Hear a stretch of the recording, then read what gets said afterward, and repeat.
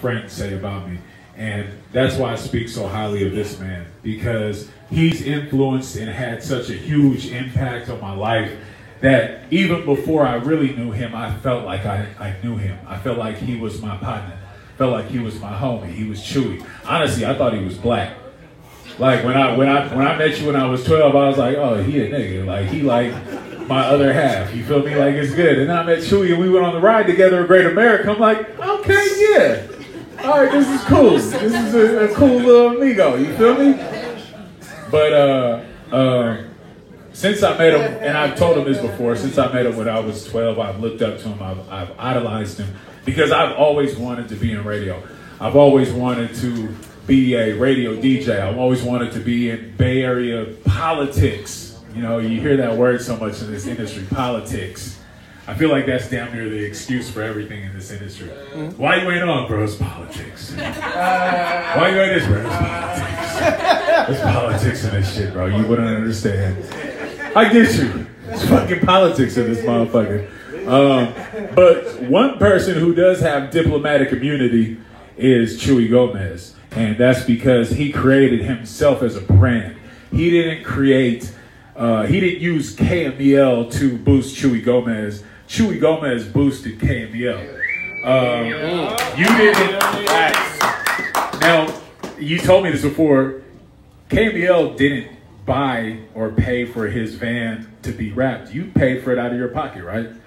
So that's what I'm talking about. Like, this is somebody with the dopest fucking show on the biggest hip hop rap radio station in the Bay Area, who out of his own pocket paid for his branding, paid for his, he paid for that. Hot isn't paying for that. This is Chewy Gomez paying for that.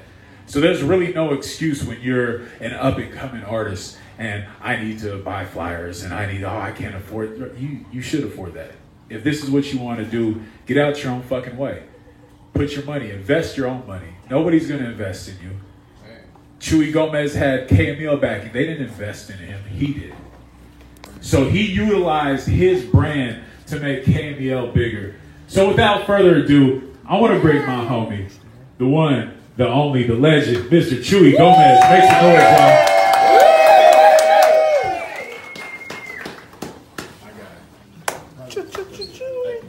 That's how you do it, Chewy. Sounds good from out there. Getting bigged up. You know, I've been doing this for way too long. I've been doing this for, shit, some of y'all weren't even born. I've been doing this for 30 years. I love what I do. I mean, I've been doing this right out of high school. I started with KSOL. Your mamas and grandmas know what KSOL is. So KSOL was like the hottest urban station. 107.7 on the FM dial. KSOL. And so I started with Marcos Gutierrez. You know, he was the hottest dude on radio at nights, and it was just an honor. I met him at a friend of mine's quinceañera, which is you know, like a debutante ball, like a party. And so I was DJing at this quinceañera, and in comes Marcos Gutierrez from KSOL. I'm like, oh shit. And I'm doing the announcements in Spanish and in English. Bienvenidos a la quinceañera. Welcome to the quinceañera. It's time for the waltz. Se ha llegado el tiempo de bailar el vals, whatever. And he's tripping because, you know, that's what his stick. You know, he's the Chicano. He's the guacamole man on your radio. And he's like, yo, this young cat, you know, he's got that vibe. And so he said to me, he goes, you know, you want to come hang out with me at the radio station? I was like, floor gassed. I was like, hell yeah, I want to come down there. So I started an intern, kind of basically an unofficial intern, because he just invited me to come hang out with him. And so what I would do is I'd go down there and I answer his phones and take dedications. And at the time, he was not only on the radio, but he was in school. He was at San Francisco State going for his doctorate. And so a lot of the stuff that he did on the air was relevant to his doctorate work. So I helped him with a lot of the stuff that he was doing, a lot of the surveys he was doing. And back in the day, he had the vision of what's happening in music now. He had envisioned, because this is Northern California, and there is such a big Latino community out here, he envisioned a station that would play both Latin and American music. And so that's a movement that's happening right now that's real heavy. you guys hear, like Maluma, and you hear Bad Bunny and all those guys with Drake and 21 Savage and Post Malone, and they're doing collabos now. And so he had that vision back in '87 when I first started getting into radio. And the one thing about him that he told me, he said, always do you and do it from the heart and connect with the people, because without the people, there is no you. And so I took that to heart, and every time I went out, I made sure that I said hello to everybody that was in the room, introduced myself. I invested in mine some little business cards. So, here's my business card. I do parties, I do quinceañeras, I do weddings, I do bar mitzvahs, whatever. So I'm out there promoting myself. And after that, I got a chance to sort of like do dedications on the show. So that's kind of when my beginning in radio started, doing dedications on Marcos' show on KSOL. And from then I moved on to just working part-time whenever I could, whether it was an overnight gig or just kind of filling in for a DJ that went on vacation, that sort of stuff. So I don't want to, should I give you the whole story? Yeah? I mean, I don't know. Because, there's some other speakers that are happening. Right, so from there, it was crazy. So I got the overnight gig, so I was the overnight guy.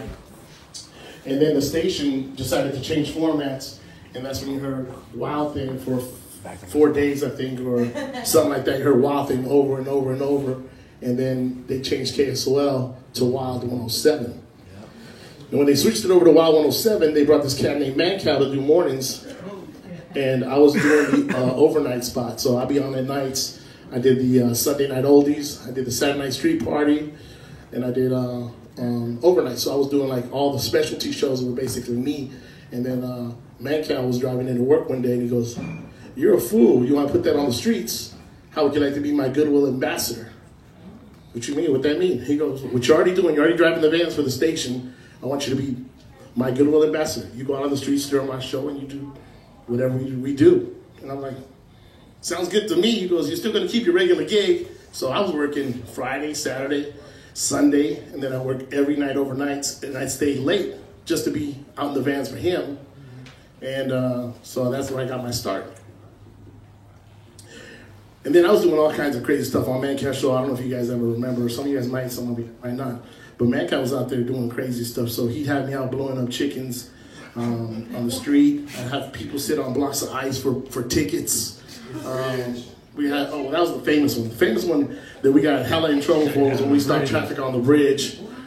There was a situation where, at the time, President Clinton had stopped air traffic to get a haircut in LA.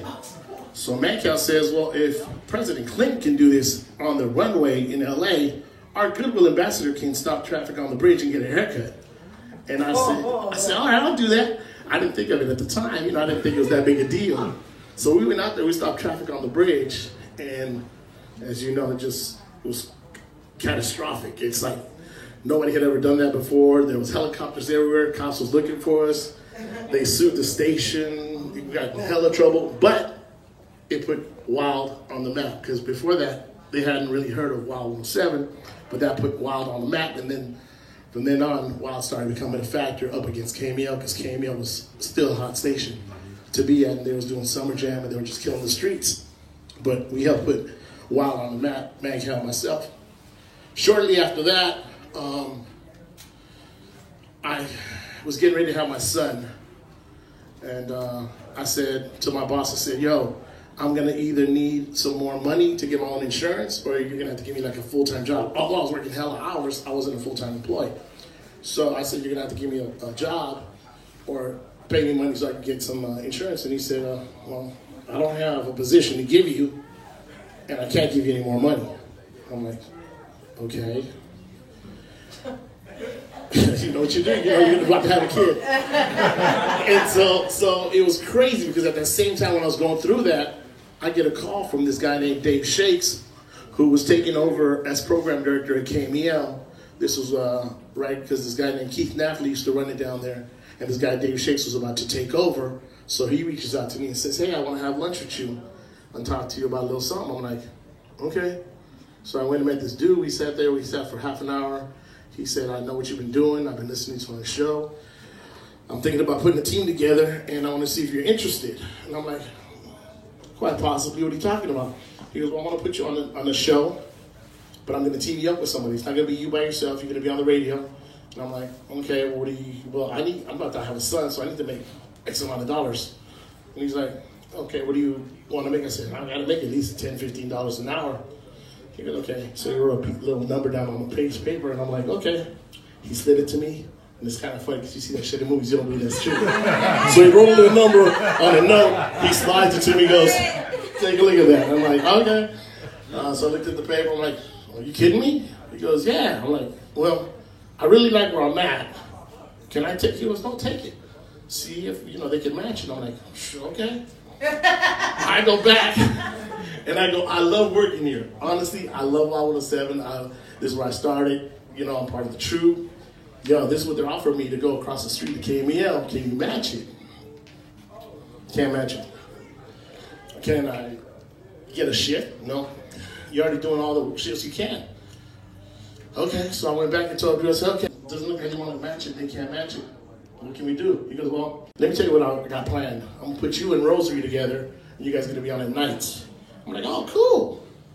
So he put Chewy and Rosary together. I left Y107, started at KMEL, and did 20 years at KMEL, killing it, and playing everybody from Drew Down to Too Short, JT the Bigger Figure, everybody you can imagine. Call Chewy. You know what I'm saying? Call him. Let him know. And it was crazy. So me and Rosary did a good 4 or 5 years together. And then they did some changes up there where they wanted to simulcast John London back. Because John had left to L.A. for a while. So he was at the Beat in L.A. And they said he was so huge here, let's bring him back. So they thought about simulcasting him from L.A., having Rennell here locally, and having me on the streets, and then put Rosary in News. Obviously, that shit didn't work. So they canceled that. They X'd that out. So they took me and put me back at nights by myself, which, kind of was fucked up because Rosary was we were part of the team, but they left her at mornings. They moved me to nights, and I stayed there nights. They ended up switching up mornings and everything else. Then Rick Chase went to mornings, so they moved Sway to afternoons. Yeah, rest in peace. And Sway, rest in peace. Rick Chase, that was my dude. So they moved Sway into afternoons, and I thought I was going to get it, but he got it, and I was like, oh, okay. So I was at nights, he was in afternoons, and then for whatever crazy reason, they fired Rick Chase. So they moved Sway to mornings, put me in afternoons, and then I liked that for a few years. And then after when Sway left and went to MTV, they gave me mornings. Oh, actually, I'm sorry. They put on the Baker Boys. They put on the Baker Boys for a year. That didn't seem to work out so well. And then they put me on in mornings. So then I went to mornings, and then I did 10 years in mornings, me and My Motion. We did something different that was never done in radio in mornings. Because every morning show was a, shits and giggles. We have a sports guy. We have a weather girl. We have the guy on the street. We have 3 people on the air. And so they ended up switching it up and put Chewy in My Motion. That was it. Just an afternoon show in mornings, and we played hella music and broke hella artists and did hella stuff. Changed the game. Changed the game, basically, for morning show radio. So now when you hear a lot of radio stations that play a lot of music, it's because of what me and My Motion did, because that didn't really exist in morning show radio. They thought that you needed a whole bunch of craziness. And so then after doing 20 years there, they didn't want to pay me anymore, so they let me go, because that's basically what it was. Somebody said, oh, it was because it was a scandal. You did something on the air. I said, I didn't do nothing on the air. Don't believe the hype. What happened was I was making too much money, and they needed to skim the fat, sort of, to say. Because at the time, I don't even know if it was Clear Channel or iHeart. I don't think it was iHeart yet, but I think it was Clear Channel. So they were talking about selling the station and all kinds of junk. So they fired the 2 guys that were making the most money, me and Don Blue. Don Blue was at Star 101.3. She was probably over close to $1 million. And I was nowhere near that, but I was still making a lot of money. So they fired me, and then they said, we're going to make some changes. We're going to go in a different direction. And I'm like, okay.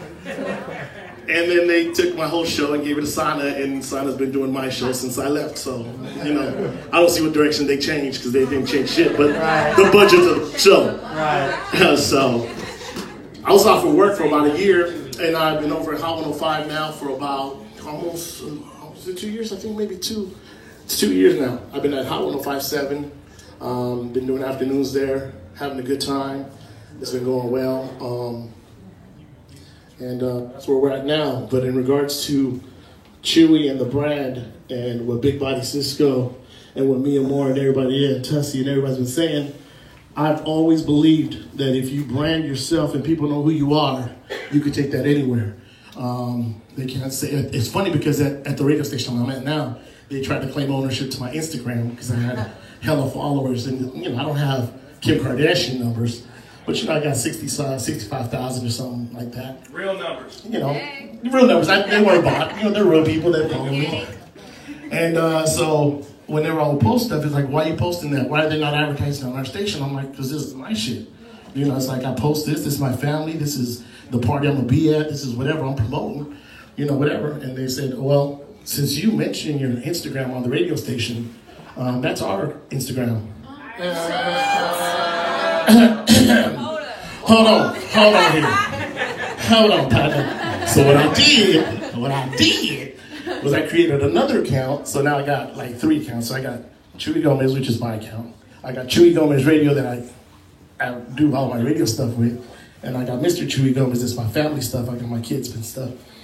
So anyway, so I took it and I flipped it on them and I said, okay, here.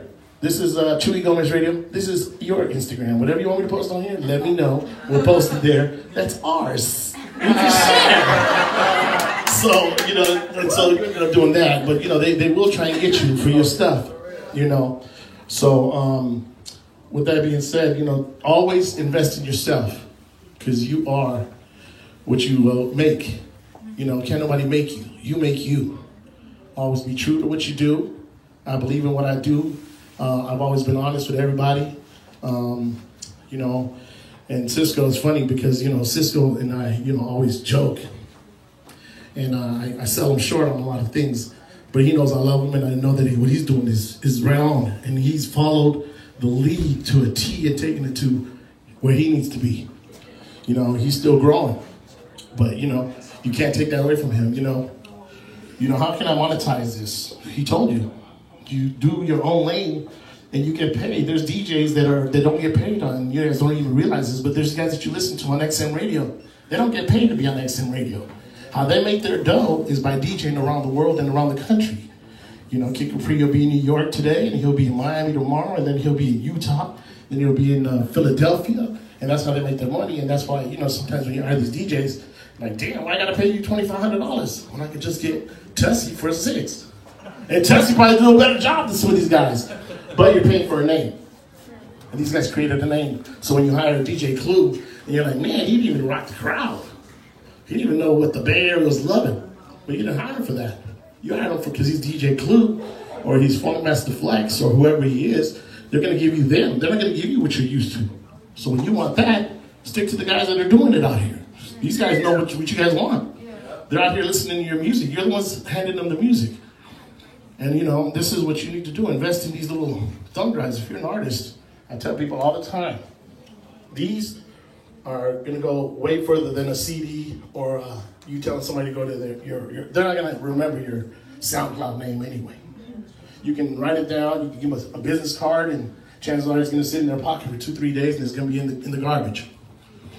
So that's, I guess, basically where I've been doing, and how I get down. But if there's any questions, because I want to leave a little bit of room for somebody else to talk. Yes, sir. How did CMC play into like your own radio? Funny you should say. Everything's on who you know, right? So when I was working at KSOL, there's a guy named Andy 24K Kawanami. He was in the mix with me. I was doing a show called the Hip Hop Seismic Shock, which we tried to go up against the Wake Up Show, which obviously can't compete. But we did a show on KSOL that was called the Hip Hop Seismic Shock. It was myself, Billy Jam, Tony Silva. Yeah, we brought Private Radio to Cameo too, with my motion in there. So Andy Kawanami was with me at KSOL DJing. He was going to San Jose State. He got a chance to work at CMC. At that time, it was, I think, Renell, Steve Masters, Rick Kurjan, one other dude, Gil Ashley, and Mimi Wong. They had like 6 hosts that you guys don't even know that were on before me the first.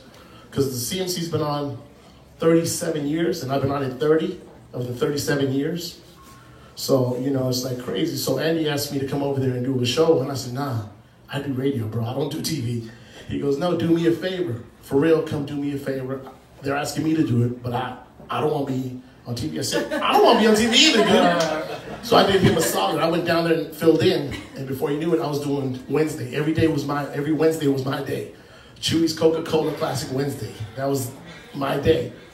So then little by little, the people started leaving. Steve Masters left, Mimi Wong left, Renell, who does the voice of the Giant, she used to be on CMC, believe it or not. She left.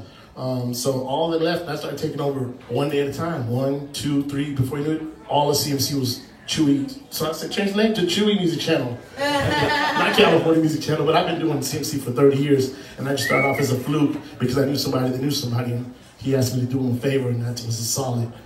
And so it's been beautiful. That's how that came about. Yes, ma'am. Appreciate you, Chewy. Thank you. I got a question. I'm trying to think of like the best way to phrase it. So, as a young artist, you know, what I've heard a lot is like the way radio stations are changing is they're becoming monopolies. That's why you're hearing like the same artists getting played. Can you speak upon a little bit about that? And as well as like the idea of longer that I'm in the game, I'm also hearing stuff like everything is paid for, somebody paying for it. When you see people on the Breakfast Club, somebody paid for that slot, even if they're big major artists. And as young upcoming artists, a lot of times it feels like, oh no, they're just getting put on. So can you kind of speak upon, like, I don't want to say the politics, but on like the money transfers and like who's paying for what? Is this promotion that you eventually need to pay for and have a budget for, or how does that work? That's all on the labels, between the labels and the radio. Okay. So it's not like the artist says, oh, I need to gather up and get $5,000 to get on the radio. But, you know, I mean, radio is a business, and, you know, your records, the Kool-Aid that they've been feeding us is that, you know, all the research that they do, they research the songs, they research the music, whether it's old school, or whether it's hot, or whether it's wild, it doesn't matter. They're all playing the hottest records that they've tested over and over. So what they're saying is that this is what we've tested, and that's why they added mix show shows to radio stations so they could test certain records. So you don't get a song like a Prezi that gets 50 rotations off the bat. You know, Prezi gets played in the mix once, twice, 3 times a lady. No, you know, go 2, 3, 4 times to kind of see if it gets a reaction. If it gets a reaction and it sounds good with a Drake or with a DJ Khaled record or a Rihanna record, then they consider it. But remember, when you're making music, you say, well, I don't want to sound like them. Well, nowadays, they want you to sound like everything else. It's not like back in the day when you was listening to KMEL, when I was on early on, and it's not saying that it was any better, but it was a little bit better. You know, you had JT the Bigger Figure that didn't sound nothing like Too Short, that didn't sound nothing like the Digital Underground, that didn't sound nothing like Exhibit. You had a chance to grow. Now everybody wants to sound like Drake, everybody wants to sound like Lil Yachty, and that's why this stuff sounds the way it sounds.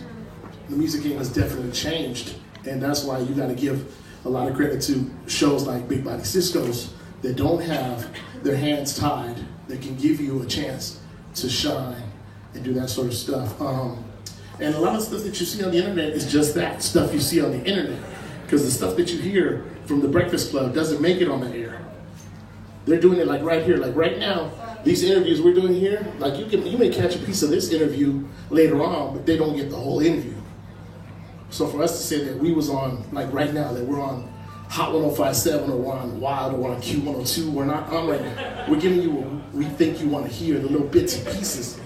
And then we put the internet and say, look who we had on. We had Fat Joe, and he called, you know, somebody else a bitch. Well, that was off the air. That was a private conversation he had, but they took it and exploited it. You know what I'm saying? And that's how, you know, it's like, oh, we don't get him. Like we had, when I was a Cameo, right, my last couple of years, we had this guy named Pacey that was on the show with me, and they purposely, he was a gay dude, they purposely wanted him to go sit on like, you know, Lloyd's lap or Trey Songz's lap to see if they can get a reaction, have him beat him up or something. I'm like, dude, really? You guys gonna do that for internet hits?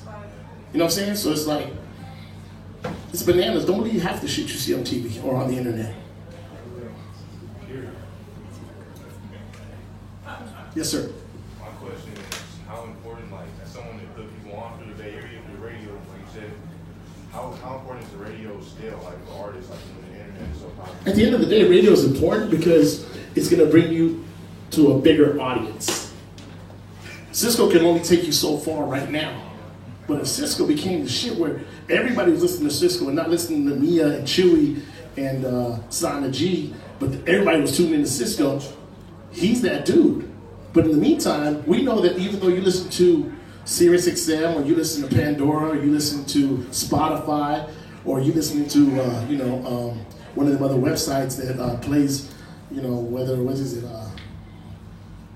WorldStar, because WorldStar plays anybody's shit. You know what I'm saying? So, but you know that your cousin's on there. So you're going to watch it. Okay, great. You got 6,500 views. In real life, that ain't shit. I mean, it's great that you're getting 6,500 views, great. But you want to get it on a major platform. At the end of the day, that's what you want to do. So when Drake was making his records and he only had 300,000 followers, well, great. But now he put on anything. He could fart on a record and get more attention than anybody in here. And I mean, that's real talk though. It's like, but you got to get to that point to be able to do that. And right now, you just got to grind out. You got to keep grinding, and it's all about showing up. You know, you got to present yourself. Like I told him, and he'll tell you. He used to walk in with his own wireless mic. You're not gonna let me get on? Hold on, here's my shit. Plug my shit. I don't need your mic. Big Body Cisco. He ain't lying. I did that. Ask him. They got play. He walked in that motherfucker with a fucking his own wireless mic. Batteries weren't gonna go dead because he put fresh ones in there. But you know, I mean, it's like, you know, you really got to create your own lane. Honestly, at the end of the day, you got to create your lane, and if you... Like the bigger station, like the bigger platforms, you have to already be, like, have your own buzz though, right? Yeah, it's buzz, because, and I tell people this all the time, it's the buzz that you create. Like I mentioned Prezi, because I like Prezi's shit that's out right now. I love Prezi. Prezi's not getting played like enough. But it's like, there's like when Guapole got played, Closer. That was the hottest shit in the town for almost a year. In the year, a year. Like you go up and down walking East 14th and you hear that shit out of everybody's car. Cameo wasn't playing that. Cameo played it after it was hot on the streets. Then you're like, oh, let me take this record here. Boop. Late. It was late, but it wasn't late. Because the town knew it was, but South City didn't know what the fuck was up. San Jose didn't know what was up. Sacramento didn't know what's up. So once you started playing out KMEL, it got that bigger exposure. They didn't make Guapole, but they sure helped her. You know what I'm saying? And that's what it takes. And it's like, the other example I was going to say was when he told me about J Boog. J Boog was hot already. It wasn't like Chewy made J Boog. J Boog's already hot. But every time he dropped that song, I was at a party when I heard that shit, and I was like, nice to do it again. You know what I'm saying? I didn't know what that was, but that rhythm just got me going. I had to find out what it was. He told me what it was, tracked it down, played in the mix once or twice. Boom, once or twice. It catches fire. That's it is. Just keep grinding, man. One more question. Yes, sir. Like 3 parts. Oh, 3-part. How? Keep asking it, bro. You know that Here you coming. I got a question too. Let's Good game. Right. So how does someone, do you still just throw people in the mix to see how they do sometimes, or are you just do? No, it's harder now. I mean, you can't just hand them on a record. Like I said, it's still got to be what's created a buzz. At the end of the day, you know, there's a couple of songs that has kind of squirmed their way in there that did really well. Like I remember we were doing a toy drive some years back. We were on where we at? We're on San Pablo, near Emeryville. Anyways, we was out there doing the toy drive.